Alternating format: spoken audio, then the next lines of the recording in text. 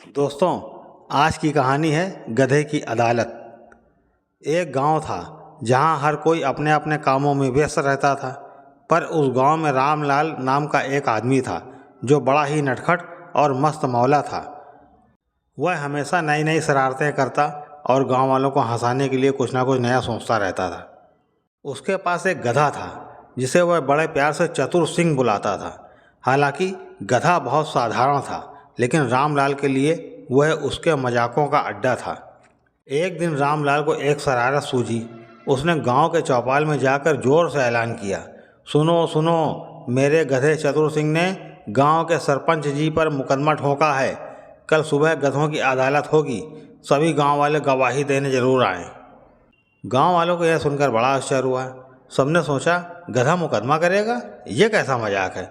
लेकिन चूंकि गांव में मनोरंजन के साधन कम थे, सभी ने सोचा कि चलो देखते हैं आखिर यह रामलाल क्या तमाशा करता है। रामलाल ने अपनी योजना को पूरा करने के लिए खूब मेहनत की।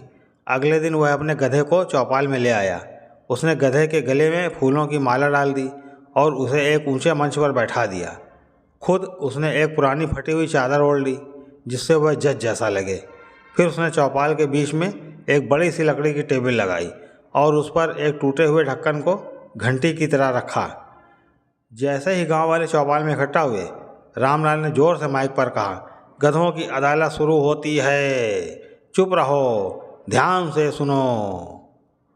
गांव वाले हंसी रोकते हुए चुपचाप बैठ गए। रामलाल ने फिर कहा, आज का मामला ये है कि मेरे गधे चतुर सिंह ने सरपंच जी पर आरोप लगाया है। उन्होंने उसके चरने के लिए दी गई घास पर कब्जा कर लिया है। सरपंच जी, जो पहले ही हंसी से लोटपोट हो रहे थे, बोले, अरे रामलाल, ये कैसी अदालत है और तेरा गधा कौन सी घास पर मुकदमा कर रहा है।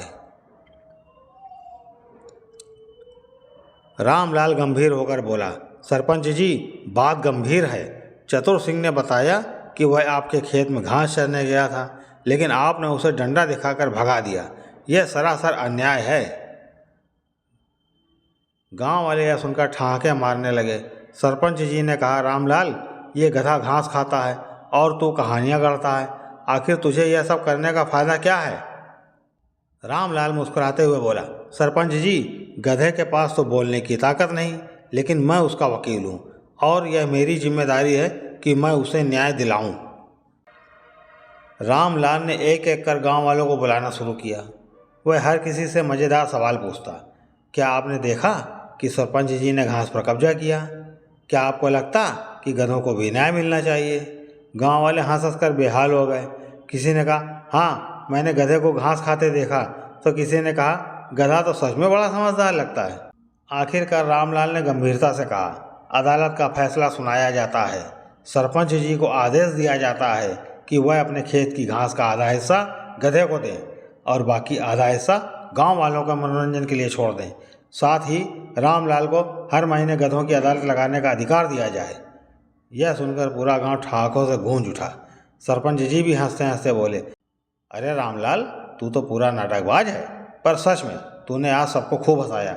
लेकिन अगली बार मेरा खेत तेरे गधे के लिए बंद रहेगा।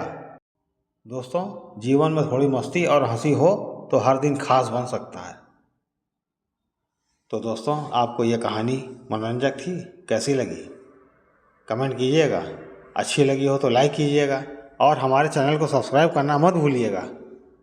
मिलते हैं अगली कहानी में। धन्यवाद।